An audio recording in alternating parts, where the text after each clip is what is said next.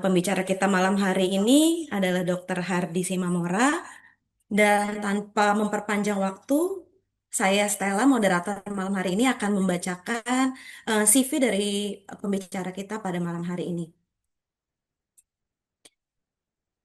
Dr. Hardi Simamora merupakan training manager dari Berno Aesthetics dengan beliau menyelesaikan pendidikannya di Fakultas Kedokteran Universitas Metodis Indonesia dengan pengalaman di bidang estetik yang sudah cukup panjang, terutama di Radcliffe, botulinum toksin, kolagen stimulator, dan tentunya sesuai dengan topik kita malam hari ini pada bidang dermal filler. Untuk sesi tanya jawab akan kita buka di akhir webinar. Selama presentasi dilakukan, apabila dokter punya pertanyaan, dokter dapat menuliskan pertanyaan dokter di kolom chat dan akan kita jawab pada sesi akhir webinar. Untuk dokter Hardi, waktu dan tempat saya persilahkan.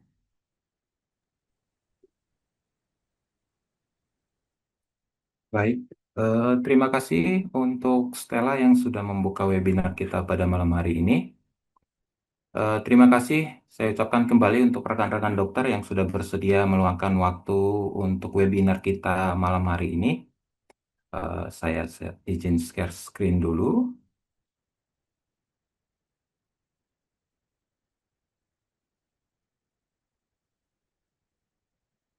Oke, baik.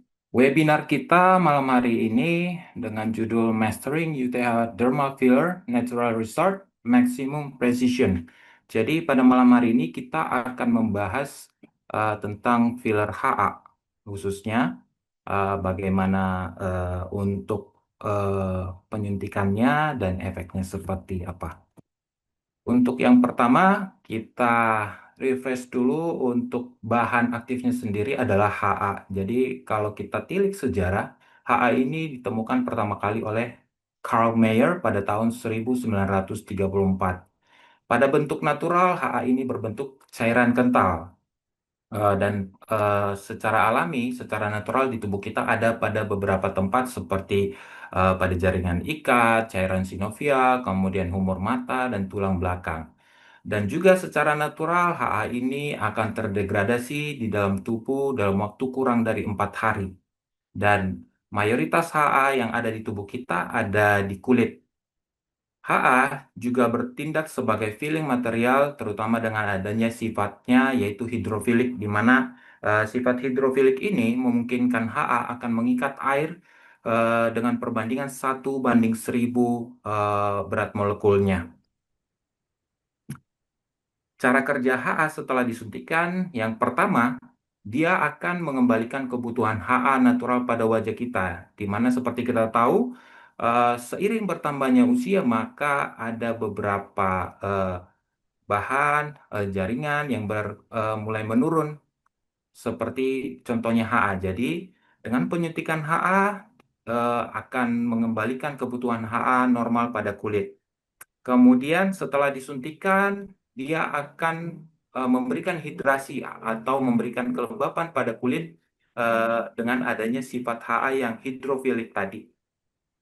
Kemudian dengan disuntikan, dia juga akan memberi volume tergantung pada area di mana disuntikan dan jenis filler yang kita pakai pada saat kita suntikan.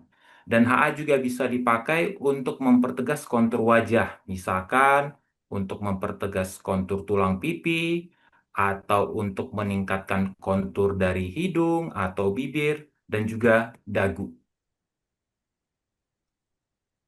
Dan untuk penyuntikan filler HA, eh, kita harus mengingat untuk struktur anatomi dari kulit kita, di mana dari lapisan paling atas sampai lapisan paling bawah, untuk dapat menentukan layer atau tempat penyuntikan filler kita yang akan disesuaikan dengan tujuan dan juga area penyuntikan. Seperti kita tahu, untuk anatomi jaringan wajah kita, paling luar adalah kulit. Kemudian yang lapisan di bawahnya adalah lapisan subkutan. Kemudian lapisan ketiga adalah SMAS atau Superficial Musculoaponeurotic System. Kemudian di bawahnya ada ligamen-ligamen dan yang paling bawah adalah periosteum. Jadi untuk lapisan-lapisan ini perlu kita tahu sebagai target penyuntikan kita, tergantung untuk hasil yang kita inginkan atau juga untuk jenis filler yang kita pakai. Kemudian sebelum penyuntikan, kita juga harus mengingat anatomi vaskularisasi, yaitu untuk perdarahan di wajah, di mana perdarahan di wajah mayoritas yang harus sangat kita perhatikan adalah arteri facialis dan percabangannya, serta juga arteri superficial temporalis. Jadi untuk eh, kedua arteri ini terutama kita harus ingat untuk percabangannya supaya pada waktu penyuntikan kita tetap aman. Gambaran real untuk pembuluh darah kita kurang lebih seperti yang tampil di layar, Dok. Jadi untuk lekukannya kita tidak mempunyai pola yang sama untuk setiap individu. Jadi kita harus tetap hati-hati untuk melakukan penyuntikan untuk menghindari ada yang namanya komplikasi vaskular. Dan untuk arteri facialis sendiri secara general dibagi atas 4 tipe, Dok. Jadi ada yang tipe short, kemudian ada yang intermediate, kemudian ada yang klasik, dan ada yang duplex. Jadi ini hanya sebagai pengingat anatomi untuk kita sebelum kita melakukan penyuntikan filler untuk menghindari komplikasi yang timbul terutama untuk komplikasi vaskularisasi. Nah, dengan adanya kita mengingat anatomi vaskularisasi tadi, kita bisa menghindari area-area berbahaya. Jadi di wajah itu bisa kita bagi atas 3 danger zone, ada yang high risk, ada yang moderate, ada yang low risk.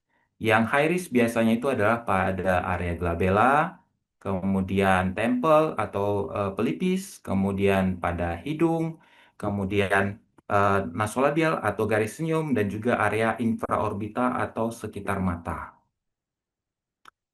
Nah, komplikasi yang mungkin timbul pada saat kita melakukan penyuntikan filler ada yang ringan dan juga ada yang berat. Kalau misalkan yang ringan itu ada yang timbul memar, kemudian ada pembengkakan, kemudian kemerahan, dan juga bisa timbul nyeri. Nah, semua reaksi awal yang ringan ini adalah temporer, artinya nanti akan hilang sendiri sekitar kurang lebih 1 minggu akan hilang untuk reaksi atau komplikasi yang ringan berikut. Komplikasi yang berikutnya adalah reaksi imun dan infeksi.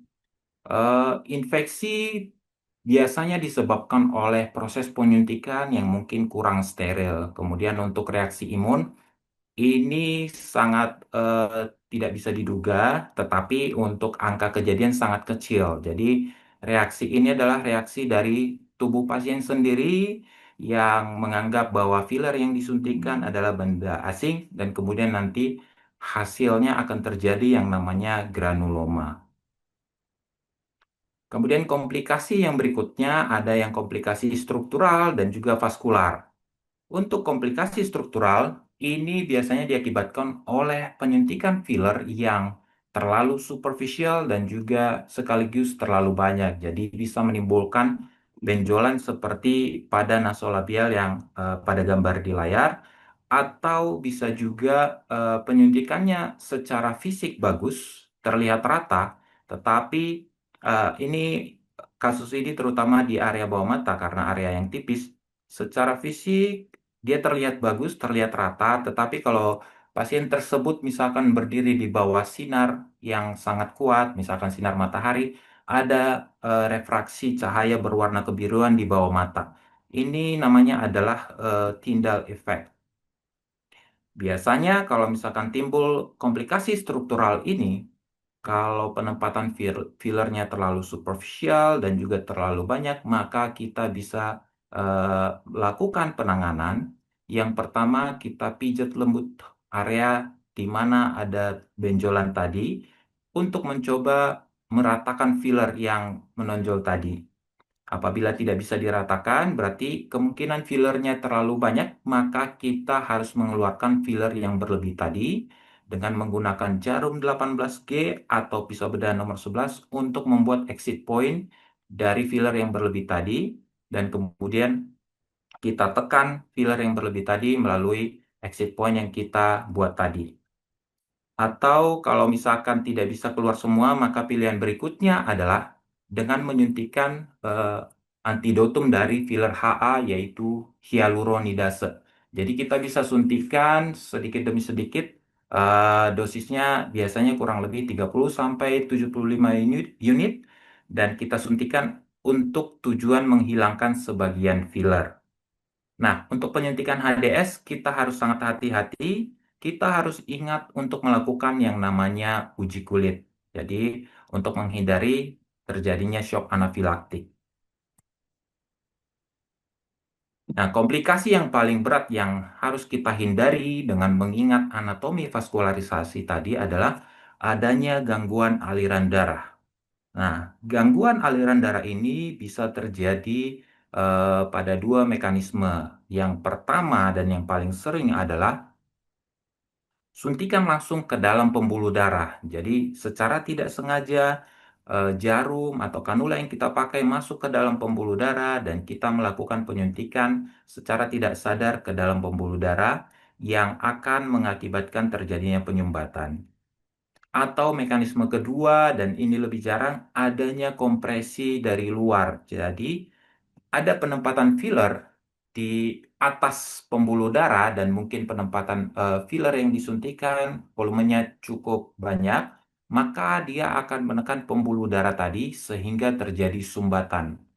Analoginya adalah seperti selang yang diinjek. Jadi, selang itu kita ibaratkan seperti pembuluh darah dan kaki kita yang menginjak selang kita ibaratkan adalah filler yang kita tempatkan tidak sengaja di atas pembuluh darah.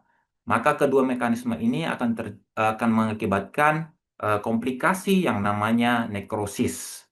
Pada eh, mekanisme dengan penyuntikan langsung pada pembuluh darah, ada risiko juga terjadi yang namanya kebutaan.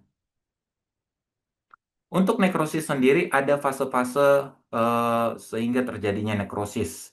Yang pertama adalah blanching. Jadi sudah ada sumbatan yang terjadi sehingga aliran darah mulai tidak lancar ke arah area yang terdampak. Jadi area yang terdampak akan terlihat pucat seperti pada gambar berikut. Nah, kalau misalkan pada fase blanching ini tidak ditangani dengan cepat, dia akan berlanjut ke fase livedo pattern. Jadi di mana terjadi eh, area yang berwarna kebiruan karena penyumbatan sudah terjadi eh, dengan waktu yang bertambah lama, maka akan terjadi kekurangan oksigen pada area tersebut sehingga areanya mulai berwarna kebiruan.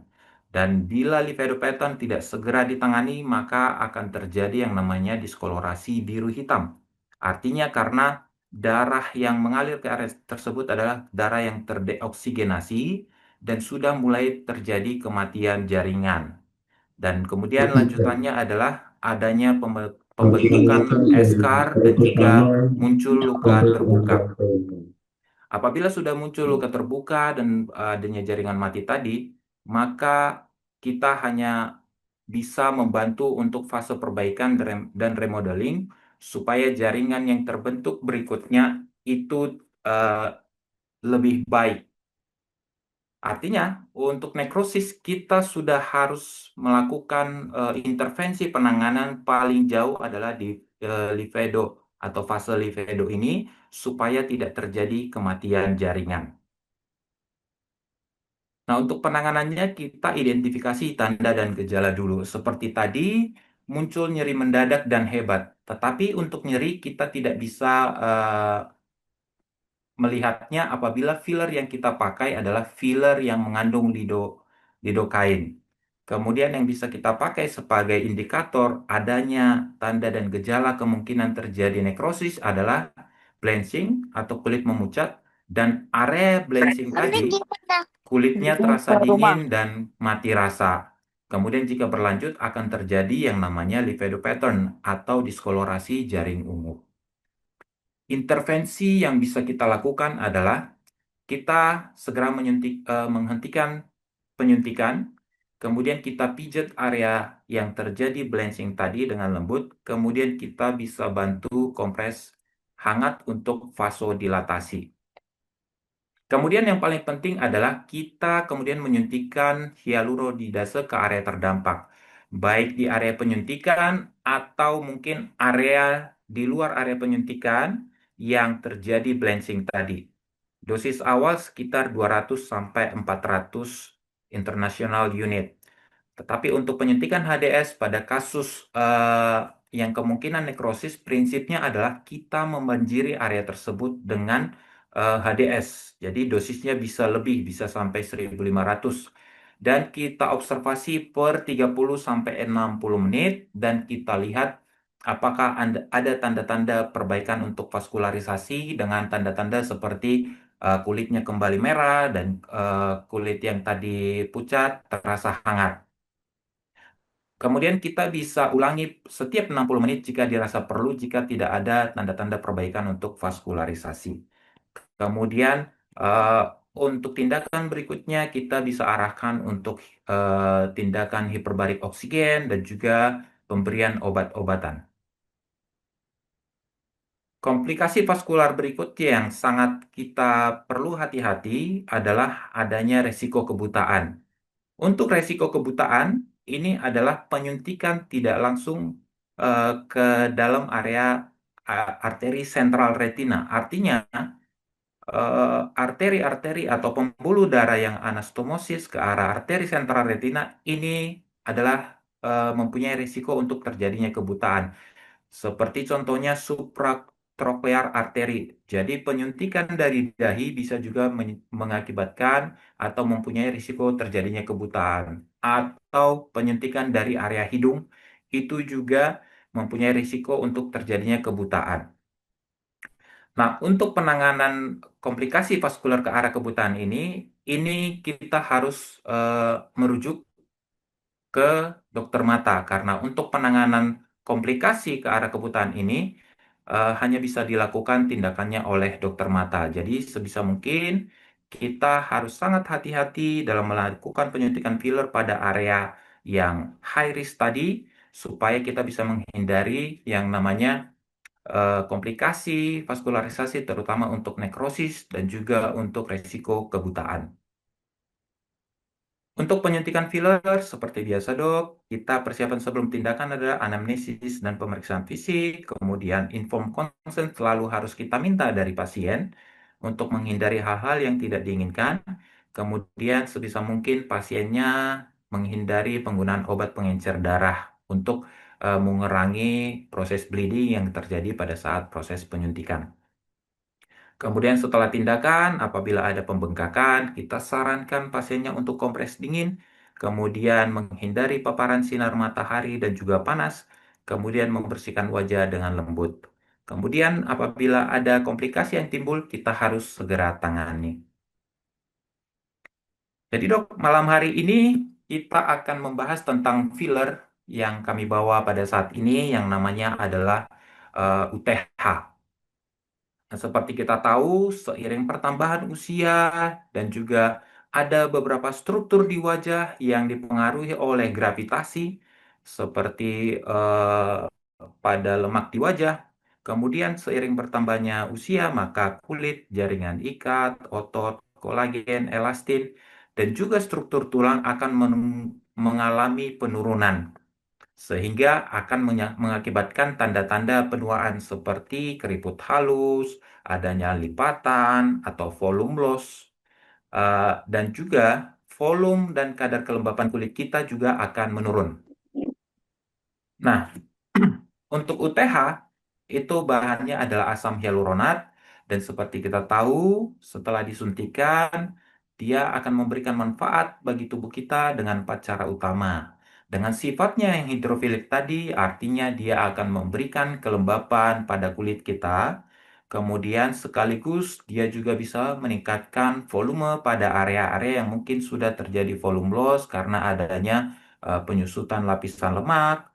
Kemudian HA juga akan merangsang fibroblast sehingga em, memproduksi kolagen yang bisa memperbaiki kualitas kulit sehingga terlihat lebih kencang, dan juga HA bersifat antioksidan. Jadi, dia akan mengurangi efek radikal bebas sehingga akan memperlambat proses penuaan yang terjadi.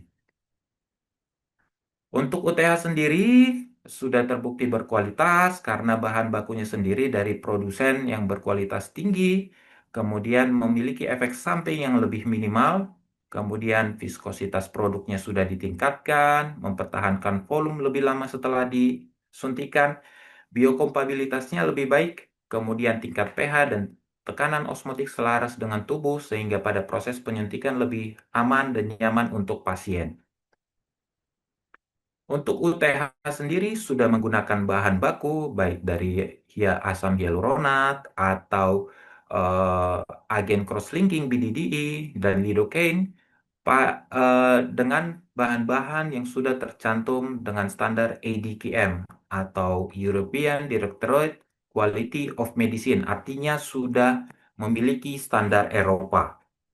Dan untuk proses produksi juga sudah dengan proses yang kualitas tinggi sehingga menjamin keamanan produk. Nah, untuk keamanan sendiri dok, dengan adanya eliminasi sisa BDDE atau cross-linking, maka akan mengurangi resiko pembengkakan atau resiko efek samping yang mungkin muncul. Kemudian untuk syringe yang kita gunakan adalah syringe kaca. Jadi menjamin tidak ada kontaminasi plastik dan juga eh, mengurangi extrusion force. Jadi pada saat penyuntikan kita lebih nyaman untuk mengeluarkan filler. Kemudian tingkat endotoksinnya mendekati nol, jadi sangat aman untuk pasien. Dan yang paling penting mudah ditangani dengan HDS apabila tidak sengaja ada komplikasi yang timbul termasuk oklusi vaskular.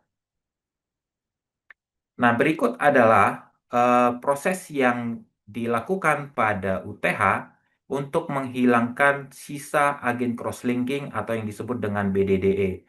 Jadi, prosesnya adalah ultra high density. Dengan ultra high density, maka adanya pendant BDDE atau no response to BDDE, maka ini semua akan dihilangkan sehingga yang ada di UTH hanya BDDE yang berikatan dengan HA. Proses cross-linking ini gunanya adalah untuk memperpanjang usia HA di bawah kulit. Kemudian untuk UTH sendiri, dia sangat praktis karena penyuntikan lebih halus dan stabil dengan syringe kaca yang berhubungan dengan extrusion force tadi. Kemudian distribusinya bisa lebih rata pada saat penyuntikan. Kemudian mempunyai kandungan lidocaine untuk menjamin kenyamanan pasien pada saat penyuntikan. Kemudian downtime minimal dengan adanya eh, proses ultra high density tadi untuk menghilangkan residu dari BDDE.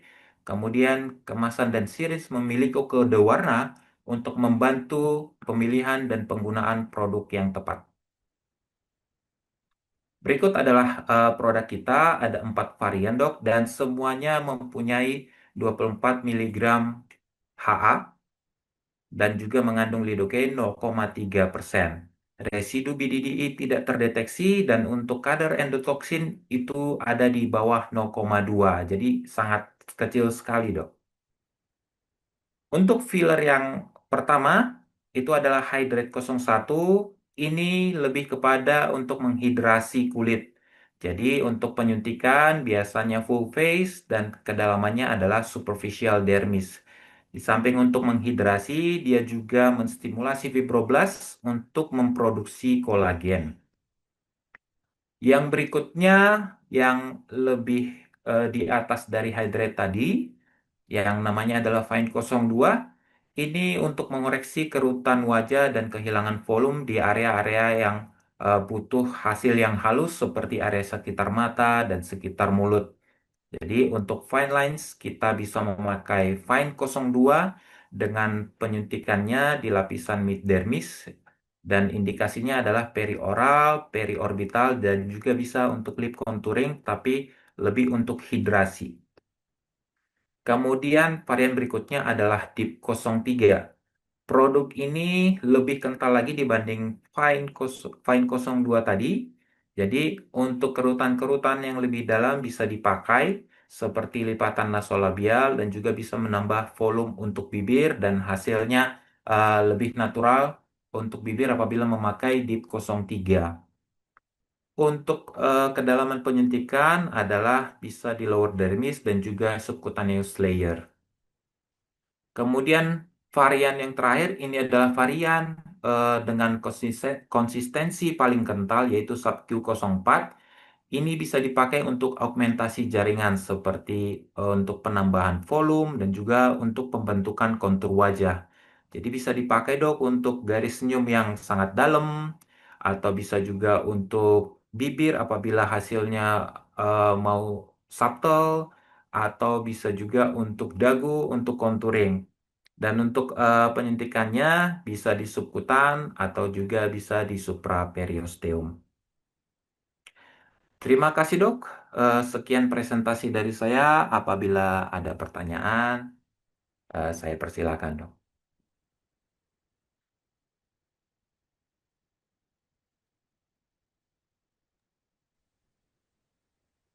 Terima kasih Dokter Hardi untuk pemaparannya. Dokter, apabila ada pertanyaan boleh dituliskan di kolom chat. Mungkin saya akan memulai dulu ya untuk bertanya. Dok, bagaimana sih cara memilih gitu ya filler yang tepat untuk area-area tertentu gitu? Dan mungkin apakah ada memang produk yang spesifik untuk area tertentu dari produk yang tadi Dokter Hardi bawakan? Baik, terima kasih. Untuk pemilihan filler, kita bisa sesuaikan dengan jenis jaringan atau kualitas kulit dari pasien yang sedang kita hadapi saat itu. Jadi bisa kita lihat kualitas jaringan seperti apa, apakah tebal atau tipis, apakah sudah mulai kendur, atau misalkan hasilnya apakah butuh untuk contouring. Nah, dari hal-hal tersebut kita bisa pertimbangkan untuk memilih filler. Misalkan pada pasien-pasien yang mungkin sudah kulitnya mulai kendur, maka kita lebih baik memilih filler yang lebih soft. Jadi untuk mendukung dari kualitas jaringan tadi. Dan untuk contouring seperti tadi, kita harus memilih filler dengan daya lifting yang kuat. Untuk filler yang kita bawa ini, kita bisa pakai sub-Q untuk area-area yang butuh contouring seperti pada tulang pipi atau pada dagu.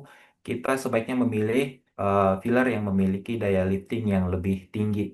Karena area-area tersebut adalah area yang memang butuh fokus untuk meningkatkan kontur tadi, seperti itu. Oke, baik. Dokter Hardi, kita ada pertanyaan berikutnya dari Dokter Samuel.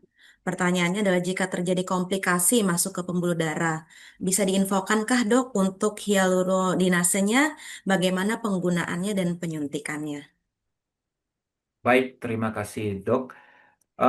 Apabila terjadi penyuntikan secara tidak sengaja pada pembuluh darah, maka kita harus sudah sedia sebelum penyuntikan, kita harus sudah menyediakan antidotumnya yaitu HDS tadi, Dok. Jadi untuk penyuntikan HDS, dia bentuknya adalah sediaan kering. Jadi kita perlu dilusi. Biasanya kita dilusi dengan memakai saline water.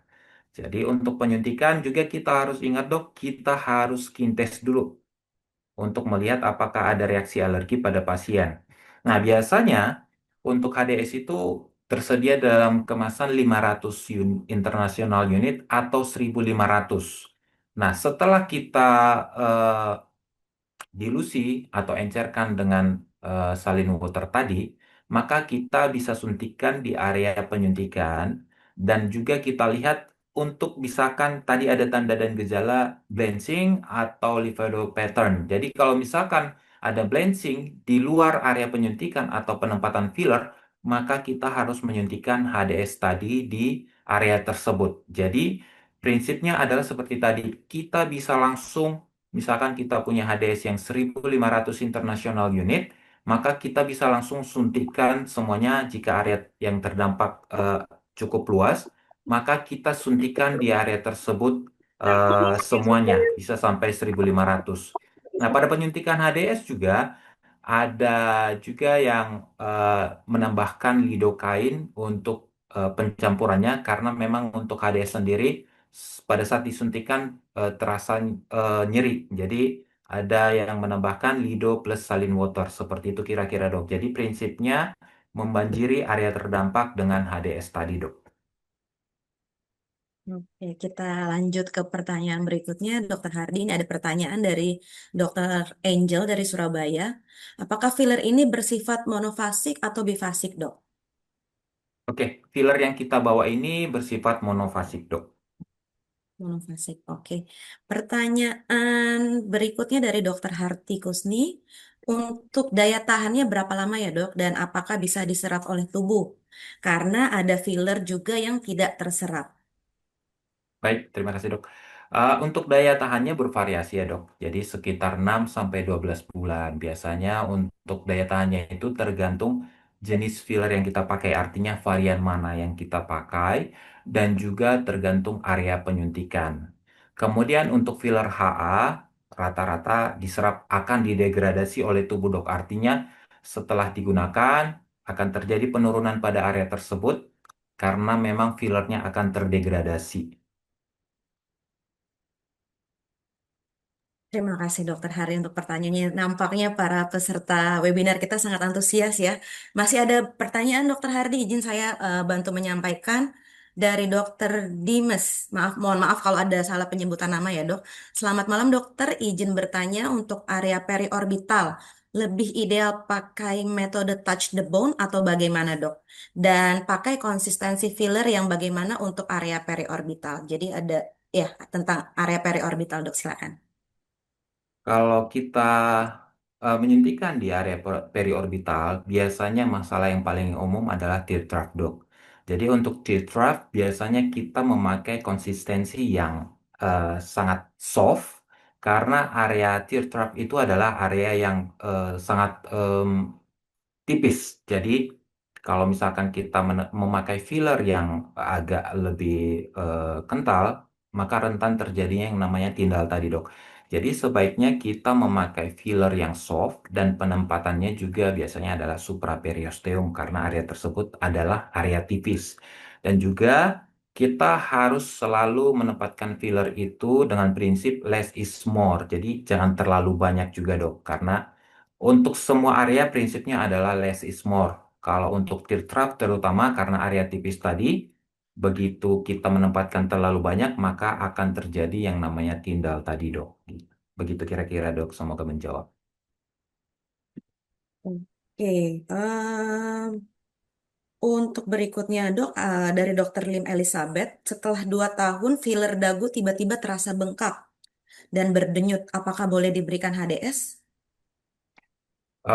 Baik dok, kalau misalkan memang terkonfirmasi masih ada fillernya, maka kita bisa sih hilangkan dengan HDS dok. Jadi kita harus pastikan dulu bahwasannya memang penyebabnya adalah filler HA. Bisa kita raba area tersebut. Kalau misalkan memang teraba seperti adanya filler HA dan kita pastikan tidak ada treatment lain sebelumnya di area tersebut, dan kita sudah make sure itu adalah HA, maka kita bisa HDS dok untuk menghilangkan sisa filler HA tadi.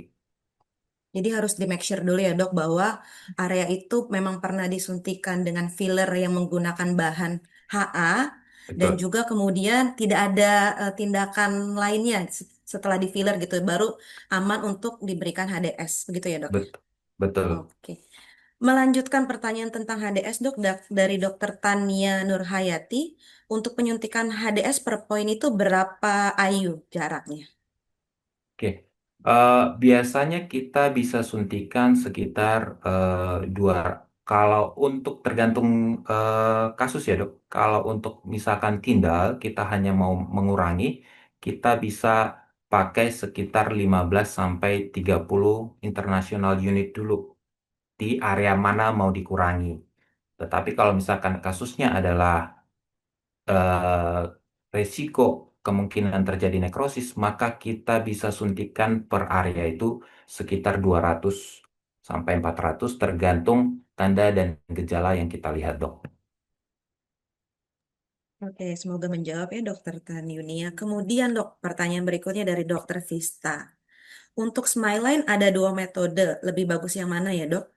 Touch bone atau pakai kanul?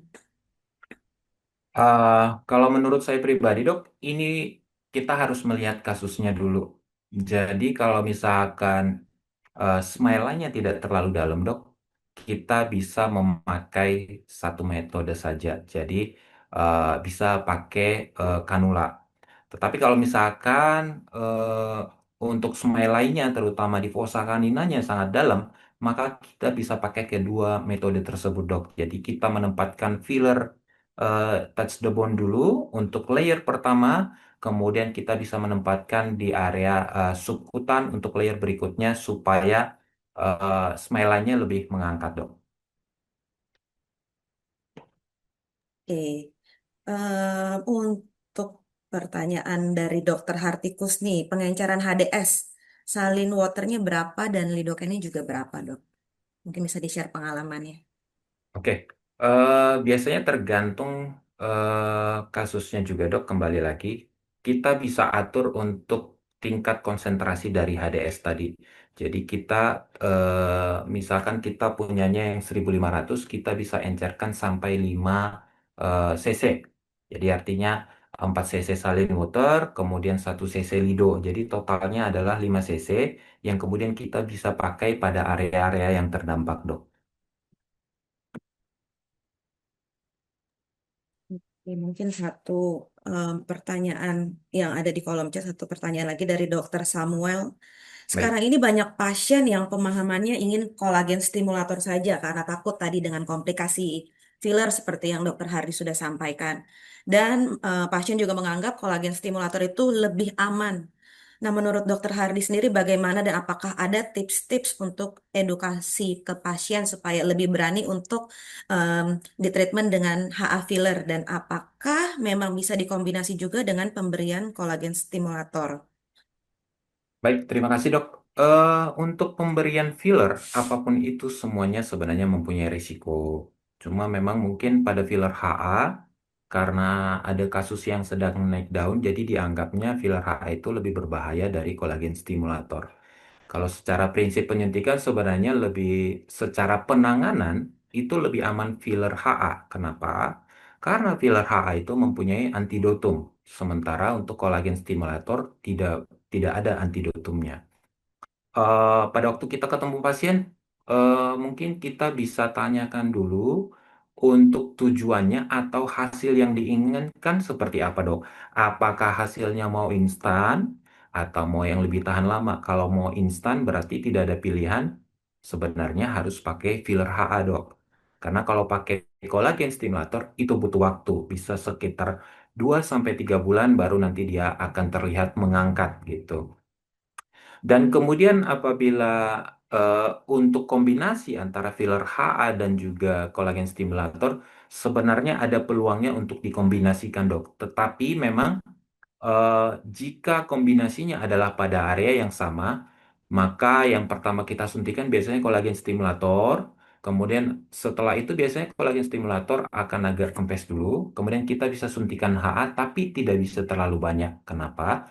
Apabila nanti kita menyuntikkan filler HA untuk benar-benar mentreatment atau menghilangkan kurang volume loss pada area tersebut, maka ketika nantinya si kolagen stimulatornya sudah bekerja menstimulasi kolagen dan kemudian dia naik, HA yang di atasnya itu belum habis atau belum terdegradasi, maka akan terdorong sehingga area tersebut nanti bisa terjadi yang namanya overkoreksi. Jadi sebenarnya prinsipnya bisa atau tidak bisa, dok. Cuma memang untuk koreksinya kita harus benar-benar paham untuk memperhitungkan bahwasanya nanti setelah kolagen stimulatornya naik, maka akan terjadi volumizing di area tersebut. Begitu kira-kira, dok. Jadi untuk jaraknya sendiri kira-kira berapa lama Dok, intervalnya? Kalau untuk penyuntikan kolagen stimulator dengan HA, apabila memang pada satu area yang sama dan harus dilakukan biasanya eh, 1 bulan. Sekitar 1 bulan ya dok. Betul. Oke, penjelasannya cukup cukup komprehensif ya dok dari tadi basic teori tentang HA filler, kemudian pengenalan tentang produknya sendiri, dan dokter-dokter sangat antusias ya untuk apa namanya bertanya tentang HA dan mungkin juga kemudian gimana dalam praktek untuk meyakinkan juga pasien yang takut dengan komplikasinya. Dan ini Benar. sudah dijelaskan oleh Dokter Hardi. Semoga apa yang disampaikan Dokter Hardi juga sudah menjawab pertanyaan dokter sekalian yang sudah hadir pada malam hari ini.